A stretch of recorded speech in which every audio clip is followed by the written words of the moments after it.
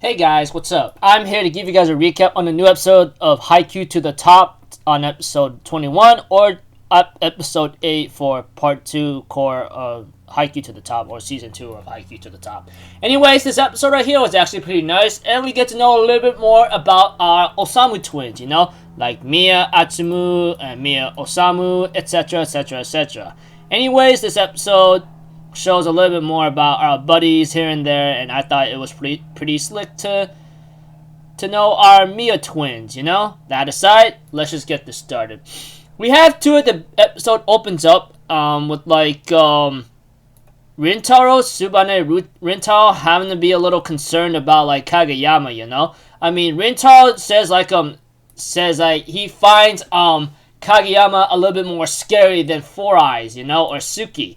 And by that time, we get to see, after the opening, of course, that it was Rintaro's turn to make a spike, And of course, Suki, who's always been the smart guy of the team, he analyzed Rintaro very clearly that he lets his teammates know he's about to do a counter cross. Watch out. And then later on, they managed to pick it up and manage to score back, which becomes a little not too far away, It becomes 2-4 at the beginning after that, and of course, when we get to see our number 7 from Karasuno make a pinch server, but apparently he tried doing a jump floater, but it gets caught easily, and then they end up scoring back, and they're only maybe 1 point behind.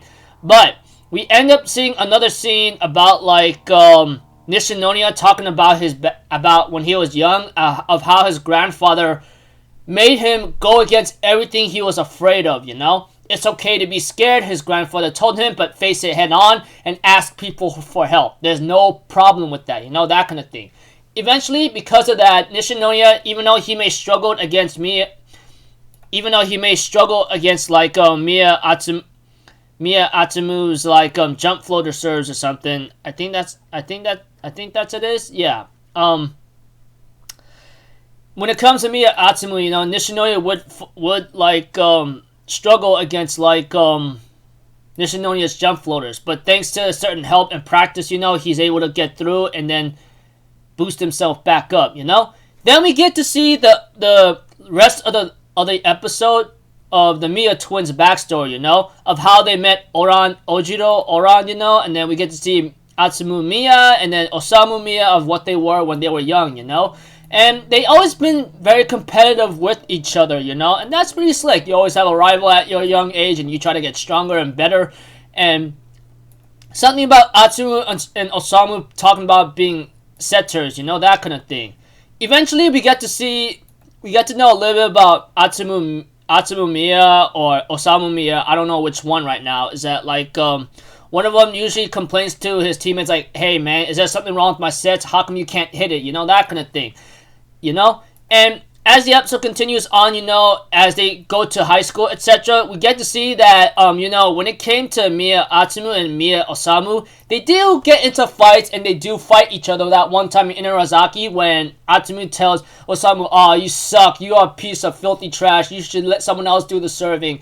And by that time, it was so funny how they fought against each other, But eventually, even though they fought each other and they may seem like they hate each other, that's not really the case. Well, it is the case, but they do make up by competing against each other, see who's gonna be better, And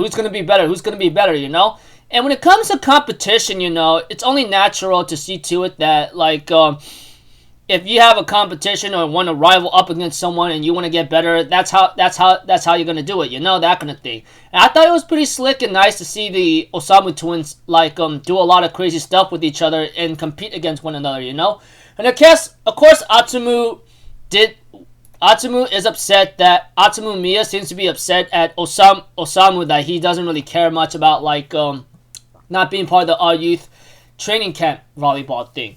But Osamu just tells him, "Hey man, you just got mingle smudge of liking volleyball than I ever did, that kind of thing." And eventually we go back to the present time here and there, and we get to see Miya Atsumu. After that certain jump floater serve and someone managed to get it back, etc., we get to see Miya Atsumu serving the ball and the way how he managed to time himself just right underneath the ball, and just launches it to Osamu, it was pretty slick, and they managed to score right back at Karasuno pretty easily, you know, that kind of thing. And the score seems to be like 10-8 now. I mean, Karasuno has 10 points and Inurazaki has 8, you know? They're not too far behind, but at the same time, we also see Kenma and, you know, like, Kuro Tetsuro talking to each other. Even when Kenma sees Miya Atsumu making that kind of serve to Osamu, he says, even I won't be able to do that, you know? Even Kenma, Kuro ends up making compliments too here and there, etc. And eventually, after Yamaguchi's pinch server, we have to it that Kageyama says, you know, I'm actually very happy that I also made it here, you know, etc. And then we get to see the next episode is called Pittance. I don't know what that's supposed to mean, but it looks like we'll find out next episode.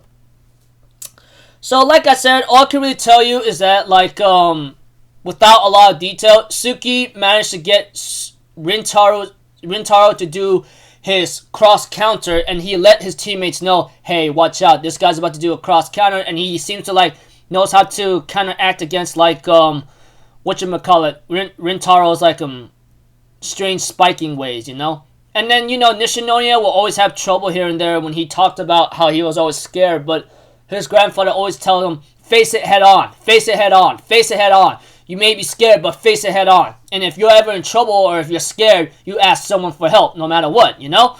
And Nishinoya managed to get that jump floater out of his face, you know? Well, thanks to a certain someone on number 7 on Karasuno, you know? Sorry, I don't remember a lot about Karasuno's teammates. Forgive me on that, you know? That kind of thing.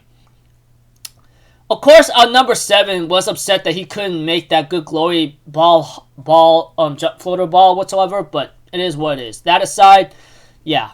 And then, you know, like I said, Nishinoniya's thing about being scared, but his grandfather tells him, face it head on, and if you're ever scared, you always ask people for help no matter what, okay? Just keep doing that. Then we get to see a scene with, like, whatchamacallit, the backstory of the Miya twins, you know? And I thought it was pretty cute and nice to see how, even though they get into arguments, they always compete in one another, and when they compete, they always get stronger. And that's the thing about them, you know? Really wish I had that kind of thing, but not too often that none of us are really lucky to have, but yeah. Then we get to see, you know, Miya Atsumu's serve. Like, the ball was, like, a little bit right underneath there, right, a little fast underneath him, but he managed to position himself very low, and then boom, makes a good set, and Osamu just blasts the ball out of there, and they score back, like, with 8-10, you know? Karasuno has 10, Inurazaki has 8. So, it looks like to me they seem to be on par with each other, but Karasuno is just ahead by 2 points. But, you know, if we know Inurazaki, they're not some simple score to be messing with anyway, you know? Looking forward to see where this brings in next episode, and it's a pretty nice match, you know? I mean, like, even though it sucks every freaking time you have to wait each week to see the match to continue, you know? I still enjoyed it too. I'm still enjoying it, you know? Looking forward to next episode, and I think we're almost getting close to the end, you know? Although it's sad to see things come to an end eventually, it is what it is. So, until then, people, I'll see you guys in the next video. I'm Alpha Zero. Have a good day, and I'll see you guys next time, alright? Peace out. Bye-bye. Toot-toot-toot!